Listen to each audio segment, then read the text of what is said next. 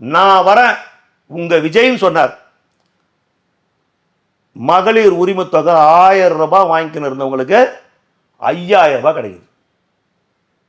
5000 ரூபாய் கிடைக்குது. யாரால? விஜயால. புரியுதுங்களா? தகுதி உள்ள பெண்களுக்கு தான் 1000 ரூபாய். நீங்க தகுதியே இல்லைன்னா பரவாயில்ல, இன்னும் நாங்க கொடுக்குறோம்னு இன்னும் மற்ற பெண்களுக்கு 1000 ரூபாய் கொடுத்தாங்க.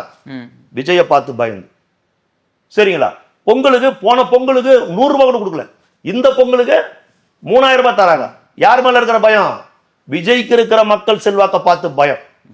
புரியுதுங்களா? அரசு ஊழியர்களுக்கு இத்தனை வருஷம் கேட்கறாங்க, பழைய ஓய்வூதிய திட்டத்தை நிறைவேற்றல. ஆனா இப்போ பழைய ஓய்வூதிய திட்டத்தை நிறைவேற்றல கூட ஏதோ ஒரு ஓய்வூதிய திட்டத்தை நிறைவேற்றுறோம். ஏன்?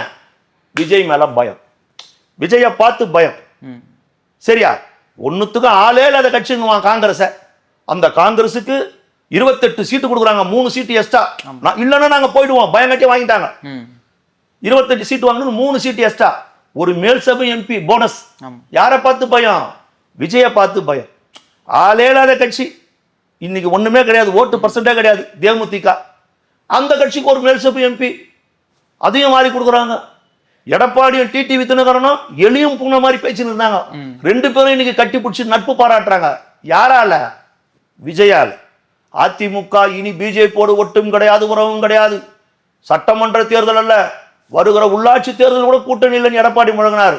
அந்த பிஜேபி கிட்ட எடப்பாடி பழனிசாமி போய் சரண்டர் ஆனார். யாரால? தளபதி விஜயால்.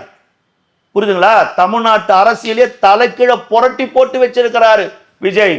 அவரால் இன்னைக்கு மக்களுக்கு ஏகப்பட்ட திட்டங்களை அறிவிக்கிறாங்க. பயம் பயம். ஸ்டாலினுக்கு தூக்கம் போயிடுச்சு, பயம். தன்னெழுச்சி அவருக்காக